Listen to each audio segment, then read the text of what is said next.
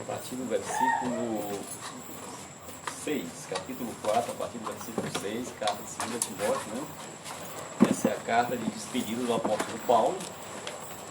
Talvez por revelação do Espírito Santo ele já sabia que ia ser executado, né?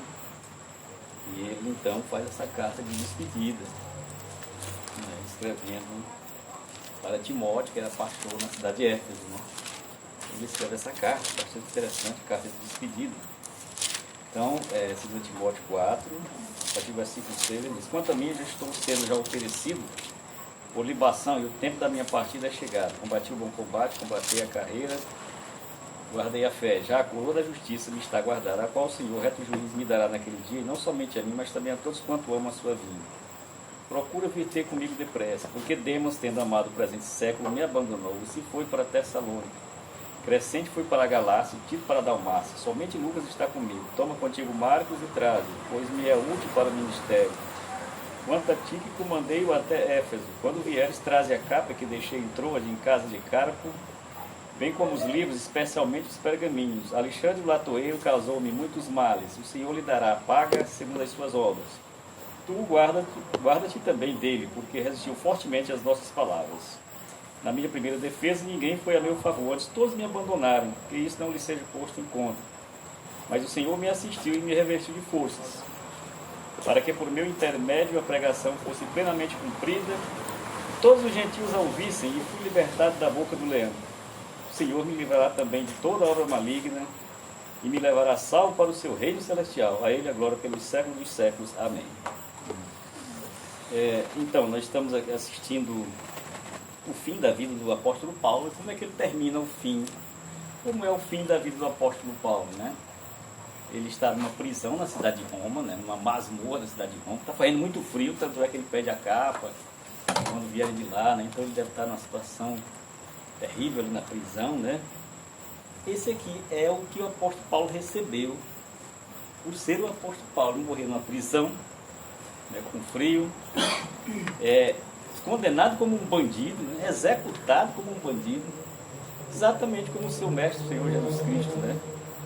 Executado como um bandido, condenado como um bandido. Então, certamente o apóstolo Paulo não é o tipo de pregação da teologia da prosperidade. Veja que estilo de vida o apóstolo Paulo levou todos esses para chegar onde ele está chegando aqui, né? O corpo dele, o que restou do corpo de Paulo, está em algum lugar em Roma. Ele está aguardando o anjo da ordem, né? O Senhor Jesus voltar, o arcanjo, e a trombeta vai ser trocada, e o apóstolo Paulo também ressuscitará, como todos aqueles que dormem no Senhor, né? Porque de modo nenhum nós, os que estivermos aqui, vamos preceder os que já morreram, né? Então essa é a situação. Poderia ter sido diferente. Vocês sabem que o apóstolo Paulo era, como ele mesmo diz ali no capítulo 3 de Filipenses, né? Ele disse que as pessoas, muitos se gloriam na carne, né? E eu também poderia me gloriar, né? Ele diz assim: eu fui circuncidado ao 8º dia, da linhagem de Israel, né? da tribo de Benjamim. Quanto à lei, zeloso, né? Quanto ao zelo que há na lei, ele era zeloso, né? E era estrito cumpridor da lei. Isso é o apóstolo Paulo antes aqui. Paulo também, a Bíblia diz que ele foi educado aos pés de Gamaliel, né? Uma espécie de professor de religião muito famoso, né? Ele tinha tudo para crescer na carreira, como já estava crescendo, né? De repente ali em Jerusalém, ele pede cartas ao principal sacerdote para ir pegar os crentes, não era? Em Damasco, para prender os crentes em Damasco e trazer. No meio do caminho todos nós conhecemos a história, que ele caiu do cavalo, né? E aquela luz brilhou, aí uma luz do céu: Saulo, Saulo, por que me persegues? E ele: quem és tu, Senhor? Eu sou aquele quem tu persegues, né? Jesus se identifica com a igreja, né? Eu sou aquele que está perseguindo a mim, está perseguindo a igreja, está me perseguindo também, né? Aí, mas vai, né? E ele vai, e ele está ali na cidade de Damasco, né? E ele vai para a casa de um homem chamado Judas, e de repente Deus em visão aparece a Ananias e diz: Ananias, vai até a rua direita na casa de um homem chamado Judas. Lá você vai encontrar um homem chamado Saulo, por apelido de Tarso. E ele, numa visão, ele teve que vai chegar lá um homem chamado Ananias. E Ananias: Senhor, não sabe quem é esse homem. Nós temos essa mania de querer ajudar Deus, né? Queria ajudar Deus. Ananias: Senhor, tu sabe quem é esse homem? Muito eu tenho ouvido que ele tem perseguido a tua igreja. Ele trouxe cartas de Jerusalém para perseguir os crentes aqui, né? Mas aí o Senhor diz a ele: vai, porque este é um instrumento escolhido por mim para levar a minha palavra aos gentios, aos reis. A palavra de Deus foi essa, né? E ele saberá o quanto é importante sofrer por mim, mais ou menos assim, né? O quanto é compensador o sofrer por minha causa. Paulo, então, a vida de Paulo, então, é marcada por essas palavras de Deus, né? Imagina você aqui, Paulo, chegando hoje numa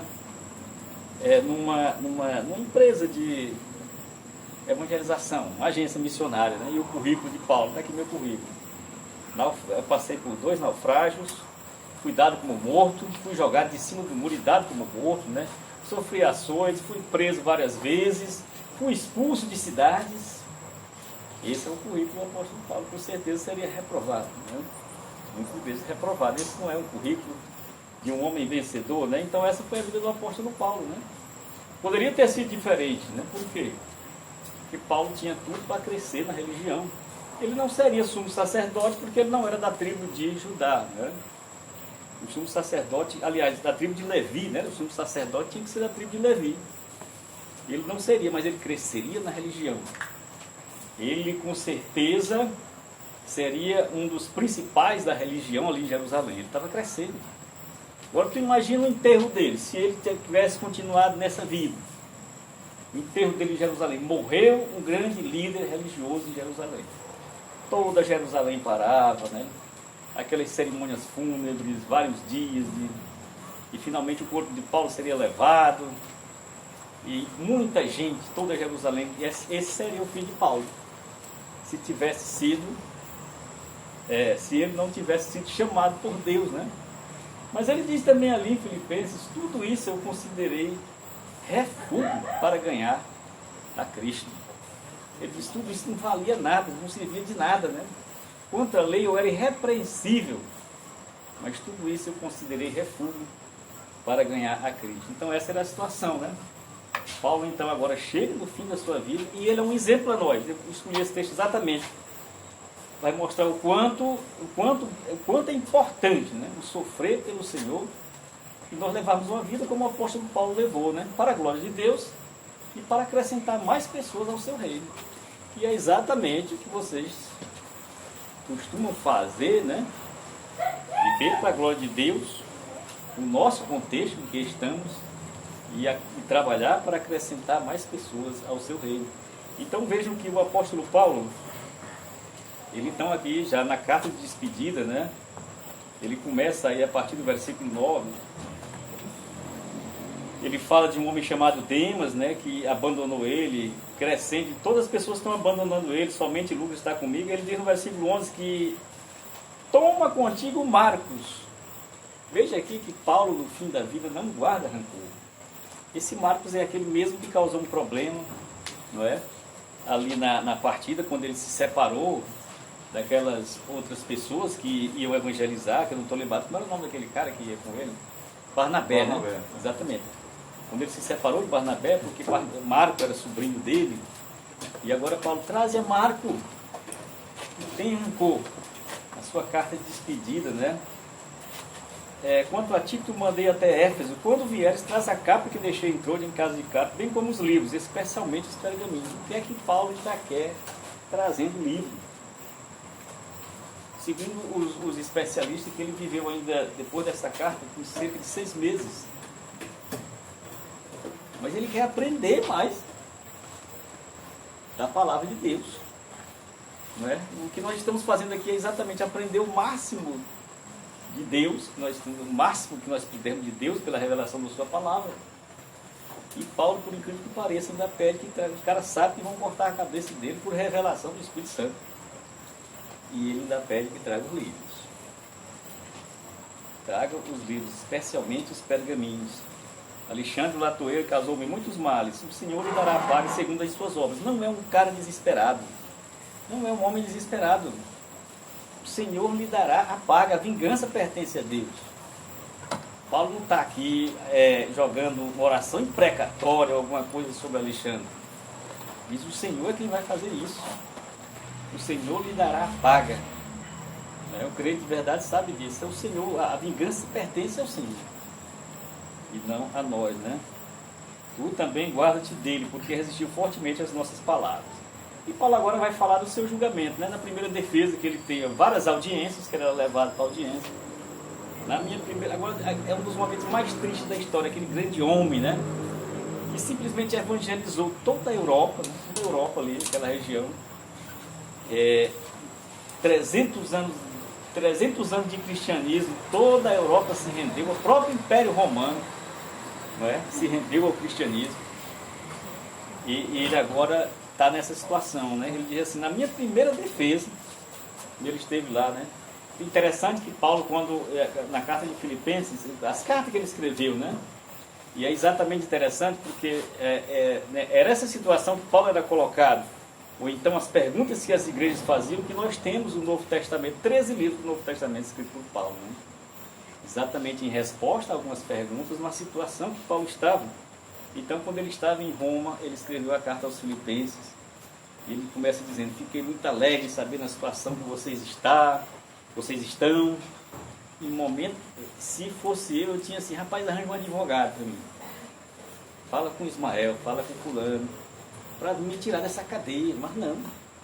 O apóstolo Paulo se alegra por saber que os filipenses era um pastor de verdade, né? E agora ele está aqui na minha primeira defesa. Ninguém foi a meu favor.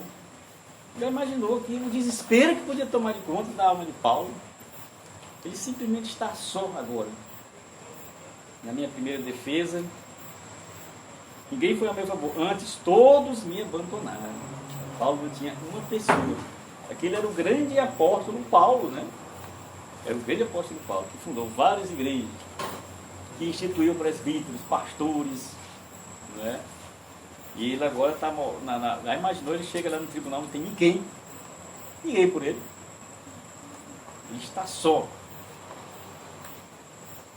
Que isso não lhe seja posto em conta. Ele também compreende a situação dos outros, que isso não seja... Está parecendo aqui a mesma coisa que Jesus fez, né? Eles não sabem o que fazem, que isso não lhe seja posto em conta. E agora ele diz a grande frase, mas o Senhor me assistiu, né? E aqui a gente lembra algumas pessoas que eu costumo dizer, né? Principalmente pessoas na seca do Piauí, quando se entrevista, aí eu sempre vejo aquela velhinha diz, não, aqui agora a gente só tem Deus.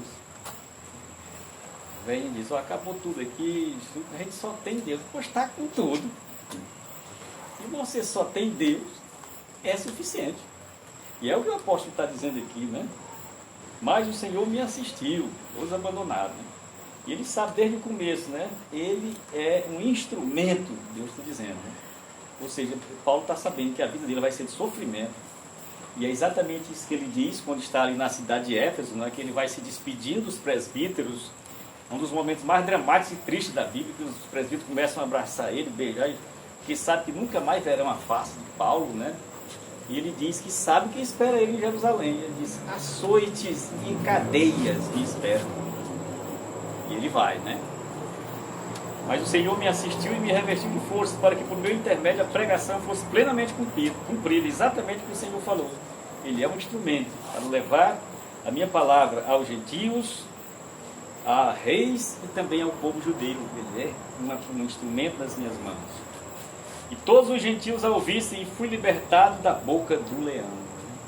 Ou seja, o apóstolo sabia que ia morrer, mas uma coisa interessante, ele diz, para mim o viver é Cristo, morrer é lucro, né? Ele diz também que eu queria estar com Cristo. Paulo foi a pessoa que mais recebeu revelação no planeta Terra. Não tem um que recebeu tanta revelação da parte de Deus, né? A revelação veio, depois da revelação veio a inspiração, e ele escreveu os 13 livros dele aqui, né? O apóstolo Paulo foi o homem que mais recebeu revelação da parte de Deus. E ele tinha plena convicção de que o sofrimento dele aqui nada se compara à glória que aguardava ele. Paulo, nesse momento, está numa glória indizível na presença do Cordeiro, né? Onde aguarda a ressurreição do seu corpo. E ele sabia que o grande prêmio de Deus para os crentes, para os que creem, é a vida eterna. O dom gratuito de Deus é a vida eterna. Mesmo que a gente sofra, mesmo que a gente não ganhe nada aqui. Mas esse é o que Deus mais considera. O presente que Ele deu para nós, a vida eterna em Cristo Jesus. Né? O Senhor me livrará também de toda obra maligna e me levará salvo para o seu reino celestial. A Ele seja glória pelos séculos dos séculos. Amém. Antes ele diz aqui no versículo 8, já agora a coroa de justiça me está guardada, a qual o Senhor, reto juiz, me dará naquele dia. Né? Então, vamos ver um capacete, né? A coroa. Deus vai colocar aquele capacete da glória na cabeça de Paulo. Mas Paulo diz uma coisa muito boa aqui. Não somente a mim, mas também a todos quanto amam a sua vinda. Nós também, né? Nós não levamos a vida do apóstolo Paulo, mas nós também vamos receber, porque nós amamos a sua vinda, né?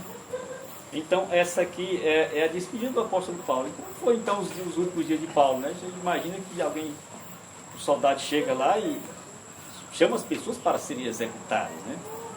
E nós podemos imaginar Paulo indo para a sua execução e finalmente corta a cabeça de Paulo, né? Isso não está revelado nas Escrituras, é a tradição que diz, né? A história também, né? E o livro de Atos não termina. Se você ver o capítulo 28, o livro de Atos não termina. Ele abruptamente diz assim que Paulo ainda ficou 2 anos ali em Roma tal, e acabou. Porque continua, né? Então isso é um exemplo do apóstolo Paulo, um grande exemplo para nós, né? De como a convicção dele naquela obra que Deus lhe deu, no propósito da vida para agradar a Deus, em momento algum ele vacilou, ele teve dúvidas, mesmo em constantes sofrimentos, mesmo sem recompensas nesta vida, ele ficou assim. Então que o apóstolo Paulo sirva de lição para nós, né? Tudo que a gente vinha passar nessa vida, os nossos sonhos não se realizarem, né? Nós não vamos nos desviar do caminho. Assim como Sadraque, Mesaque e Abednego disse, aquele momento que iam ser lançados na fornalha, ele disse, se Deus quiser nos salvar, Ele salvará. Se não, não vamos curvar diante de ti, ó Nabucodonosor. A Bíblia diz que a face de Nabucodonosor ficou transtornada e mandou jogar eles na fornalha de fogo ardente. Né? Então nós também, por mais que passemos sofrimentos, tristezas, estamos enfrentando aqui uma pandemia, ou sonhos não realizados, nós não vamos nos curvar diante de Nabucodonosor, porque nós somos do Senhor, né? O reto juiz. No último dia nos dará a coroa da vida, como Ele deu também aqui para o apóstolo Paulo. Nos livrará de toda obra maligna e levará salvo para o seu reino celestial. A Ele a glória pelos séculos dos séculos. Amém. Amém. Vamos lá.